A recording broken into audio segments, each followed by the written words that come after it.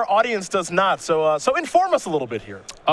John goes by Jay as Orange, also known as Orange. He's on Team Archon. I don't know a lot about Hearthstone. Sure. I just know that John, we used to talk a little bit about decks back in the day. But now he's pretty big into Hearthstone, does a lot of winning, and doesn't have a lot of time for Magic these days. So he was in Texas for something Hearthstone related and was just like, oh, hey, there's an open. So let's go battle. Might as well play. Yeah. But he's played on like the Swedish World Magic Cup team and stuff like that. So Okay. Well, I don't know how much playing he's doing right now. not a ton. Playing against Michael Lambert. There are some beatdowns that are taking place here. You've got Tarmogoyfs coming into the red zone, a Tassiger, Dark Confidant, Kitchen Finks, Liliana, and Scavenging Ooze on Lambert's side of the board. For Westberg, he's just got a Tarmogoyf. There are some lands over there on the battlefield, one of which is a Gavney Township. Liliana's going to tick up. Westberg will have to lose his last card, which appears to be a land. And Lambert's got real control of this game. So I think we're going to have a third game on the way here in just a moment as Westberg is up a game with his Abzan deck. Tarmogoyf will get a counter there from the Gavney Township. Looks like Westberg does have a spell to play. It's a copy of Siege Rhino, sure. Yeah, that's a start. I mean, he's facing down basically like the World's Fair out of the Jund deck, just like one of every permanent the deck has, you know? So that's certainly tough when all you had previously was a Tarmogoyf, but... Looks like Lambert's going to fetch out a basic forest. He'll fall down to 4. Don't have a great look at the graveyard at this point, but Scavenging Ooze may go active, or he might be activating Tasker. Either way, Lambert's got some things to do on the end step, it appears. But you mentioned a little bit of this, a little bit of that there from Lambert. Tassiger, Tarmogoyf, Dark Confidant trigger. There's a Lightning Bolt. He's going to fall down to 3. Kitchen Finks, Liliana, and that active Ooze. I think John was just hoping for the Tasker reveal off the Dark Confidant. Well, here's Liliana. Going to cash it in. Tarmogoyf's going to bite the dust. Siege Rhino's going to hang around. That might make Tarmogoyf a little bit bigger now. We'll have to get a good idea with our Tarmogoyf die just how big that thing is. Finks is going to come in. It looks like everything's going to come in except for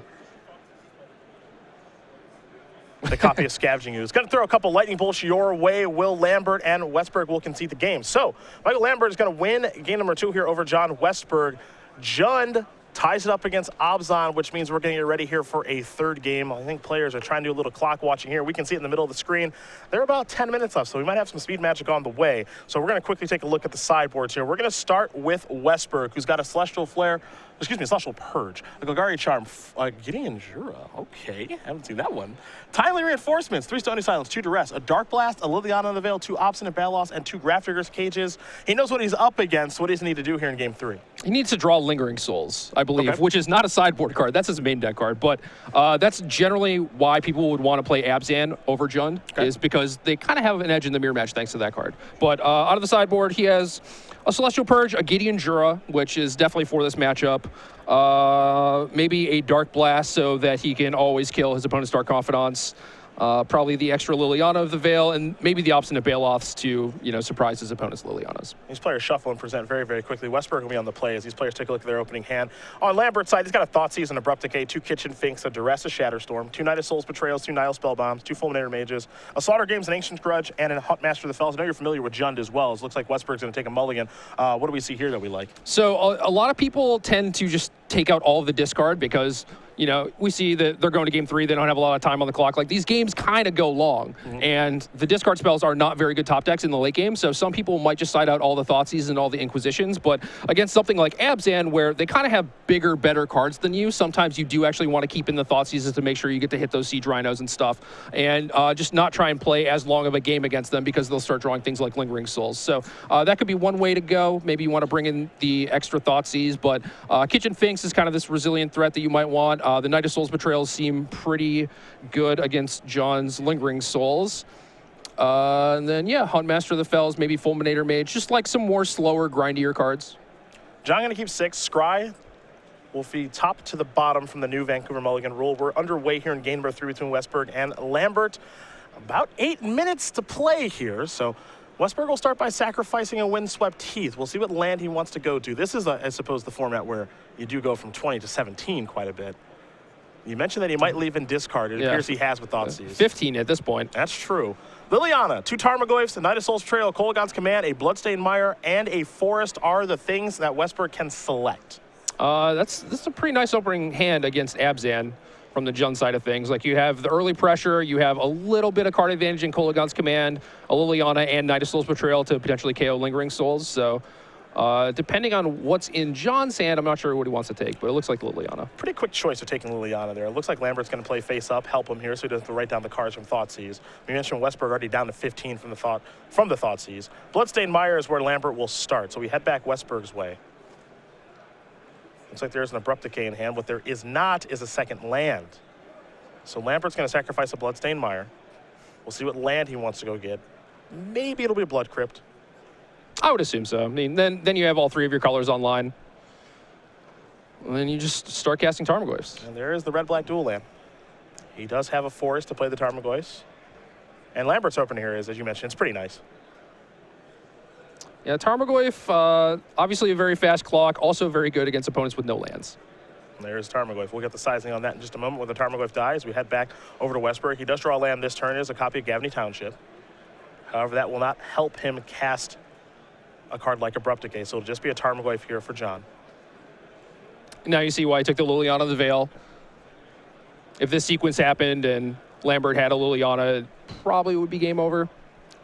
Lambert's picked up a couple of lands here in the meantime. You see the cards that are face up. Those are the cards that Lambert has shown to Thoughtseize. The cards in his hand he has not revealed, one of them being an Overgrown Tomb that's going to enter the battlefield tapped. Lingering Souls to draw here for Westberg, but he doesn't have a third land or white mana. So not a great mulligan here at all. He'll just pass the turn back over to Lambert.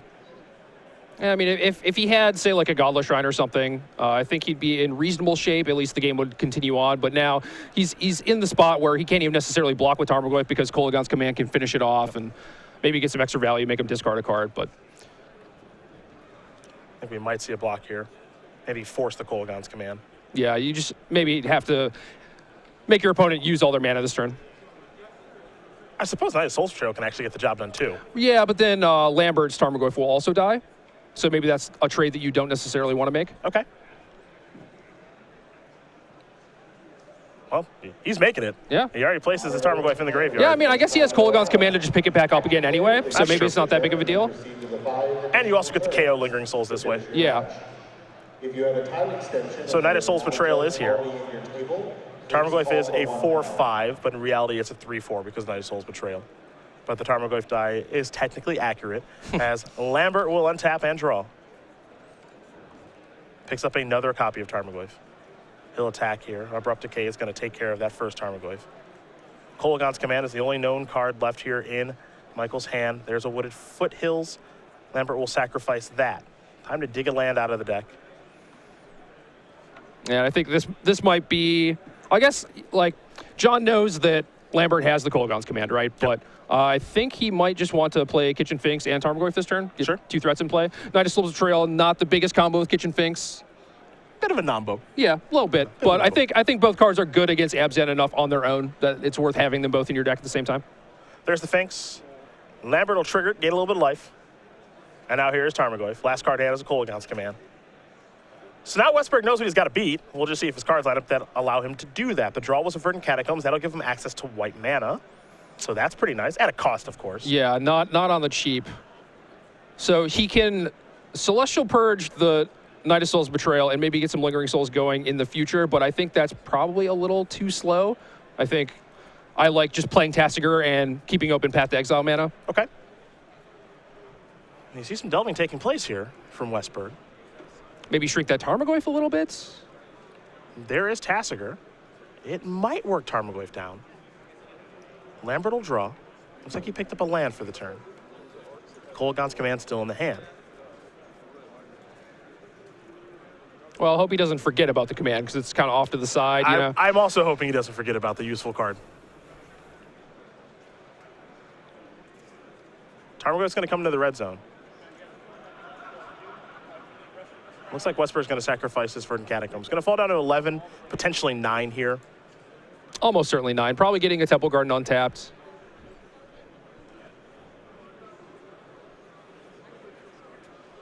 Yeah, but Lambert's already saying, all right, time to dig a basic land out of my deck. Going to shortcut a little bit here. You see the clock. 2 minutes and 30 seconds left in this game.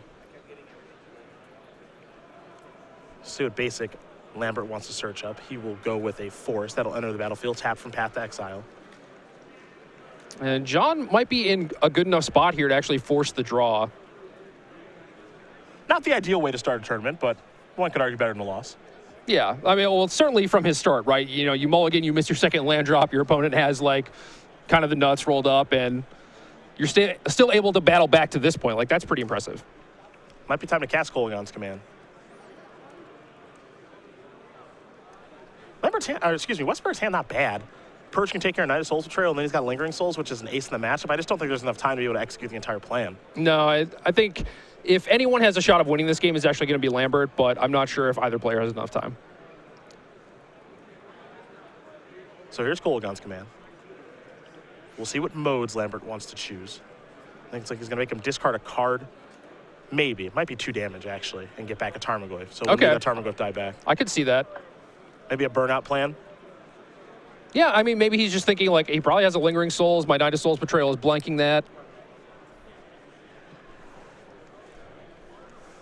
The draw for the turn is an interesting one. Maybe furrow my brow a little bit. In Obzad Ghost Council. Yeah, John and I talked a little bit before the tournament. So you're responsible for this, No, maybe. no. See, the Obsidian was his thing. He was just like, I just want to play this card. This is hard to cast. In Modern, you have good mana, I guess. Yeah, I mean, you have 10 fetches somewhere in there. You got a Township kind of hanging out. I guess that can take care of the colorless mana requirement. It's been a little while since we've seen this card. It is powerful if you can cast it. Yeah, I mean, Jake Van Lunen posted a Bring to Light deck that was like Restoration Angel Kiki Jiki. Okay. And he was like, the only card I ever want to bring to light for is Obsidian. He just like had one in there as like the best 5-drop that he could get. And he's just like, I just do this and it just keeps killing people. So now I think that card is kind of picking up in popularity a little bit. Okay, fair enough. Scavenging Ooze is here. Let's go along with that 4 or 5 Tarmogoyf. The Kitchen Finks and Knight of Souls Betrayal. You see there are about 10 seconds left, so the players will be going to time in just a moment. Lambert will just pass the turn back. Celestial Purge is going to take care of Knight of Souls Betrayal. And it is exiled. Yep, sorry, Tarmogoyf. Westberg picks up a copy of Verdant Catacombs. Lingering Souls is online now, however. And it is turn 0 of extra turns. So Westberg will have 0, 2, and 4. Lambert will have turns 1, 3, and 5. So Westberg can take 3 damage, play the Obsidian. He has to get another white source untapped, unfortunately. So he would go down to 4, up to 6, and then if he phases it out, he's still alive. It's a little risky. It's pretty risky. You could also just play Souls and flash it back, and then Obsidian the next turn. I think Souls with the Township in play is likely a better line here. Maybe he can actually try and squeak out the win rather than the draw. Okay. Okay, that's interesting if he could actually work his way towards a W here. I suppose that could happen because of Souls plus Township. He could, in a very creative way. I mean, it's 8 and then 12. He might need to like leave 1 token back at some point so he doesn't get killed on the crackback, but. Yep, there's Lingering Souls plus flashback. So 4 spirit tokens are going to come. Now, this assumes that Lambert doesn't have much going on, but I think that's all you can assume in Westberg's position. Yeah, I mean, you don't have a lot of luxuries, really, at this point. Turn 1 of extra turns. Remember, this is a game in which Westberg missed his second land drop, I think, for 2 turns? At least 1. At least 1. I think he got the Township on the next turn and then played the Tarmogoyf. Okay. And Lambert's draw was excellent, you know? It was absolutely, and he's just going to pass the turn back. So now we're going to go to turn 2 of extra turns. Well, if you're John, you have to like that. You're like, okay, all right, maybe I have a shot here. Yeah. Time to draw. Sorin. Okay.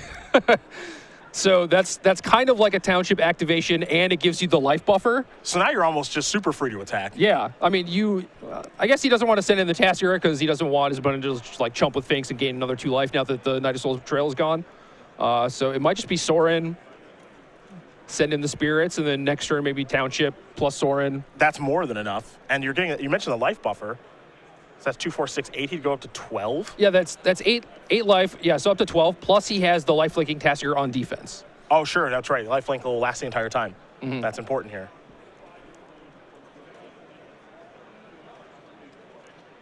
This would be a heck of a comeback. You see Westberg's going to do some math here on what to do. Before where we thought he might be playing for the draw, it might be time to try to play for the win.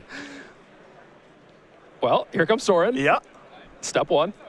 Elevator going up. Everybody coming in. Until your next turn, creatures you control get +1/+0 and lifelink. So this made a hit for 8. Lambert's going to fall down to 9. And Westberg is going to go up to 12. So all of a sudden, John Westberg has the lead, and he's got a 5/5 Tasker that has lifelink back on defense. And, you know, I don't think we'll ever get to the Opes of that, but you could imagine if we did, how much fun it would be. Yeah. Maybe if they didn't, you know, if they weren't in turns already, like maybe Obsidian comes down first or whatever, maybe it's safer to just play that out there and maybe not face it out. Yeah. But the situation has warranted this style of gameplay. And now Lambert, whose draw was fantastic this game. Oh, he's kind of flooding out now, you know. I mean, there were several turns where if he had something that was reasonable. One more spell. Right. Yep. Here come the Knuckleheads. And he's going after Soren. He says, I want to get that off the battlefield. Okay. So if he takes out the Soren, say Tasker blocks Tarmogoyf, Okay. then if Westberg uses Township on the Lingering Souls, he's one short of lethal. Yep. So then he might need some way to get Tasker through, and unfortunately can't like activate Township and Obsidian. Might be a situation. Well, it's curious if the block is free or not. It looks like everything is going towards Soren. We'll confirm. Because he might have interest in just not blocking at all. It's true. Doesn't want to risk it. Yeah, maybe there's no point in risking your Tasker in combat, like have it get finished off by a lightning bolt or something, where at this point you're like, well, if he doesn't have a blocker, then this Tasker can actually just deal in the last few points. Looks like he's going to block Scavenging Ooze. And who's going to bite the dust? 5 life will be gained here, but is there a lightning bolt maybe to finish that off? Let's see what the follow-up play is. It's a Dark Confidant. So there's a blocker. Oh, hey, we could spin the wheel. Yeah, that's also true. I mean, you can just hit him with the spirits in the air for 8, put him to 1. Because attacking with the Tasker at this point doesn't really accomplish anything. It doesn't do anything. Yeah, I think that's it. I think you just attack with the spirits and just hope your opponent has a spell on top. All right, so here's a Township activation. We got a little drama in round number 1 here. Lambert, let's take a look-ski-poo. Oh, it's a Raging Ravine. They are going to draw. It will not be a win here for John Westberg, but that was almost a hell of a comeback right there. My goodness. I think if the game kept going, he was actually going to win. You know? I think John wins in the next turn. As you mentioned, Lingering Souls is a huge trump in the matchup. Right. He was able to get Knight of Souls Betrayal off of the board because of Celestial Purge, get Lingering Souls going, and you can just see how powerful those spirits are in combination with Gavin Township and Soren, but also they're just pretty good on their own. Yeah. Just having that many 1/1 flyers in the matchup. Wow. Little drama that was unexpected. I thought after we saw a mulligan and a missed land drop, all right, Lambert's going to kind of cruise to victory here. Yeah. Westberg, like I said, not that bad at Magic. He found a way to work himself back into it, but unfortunately for these two players, are going to get things started off with a draw. I suppose it's kind of a rush of emotions there. At one point, Lambert's kind of frustrated because he can't finish the game off. Now it's like, oh, I almost died. Yeah. So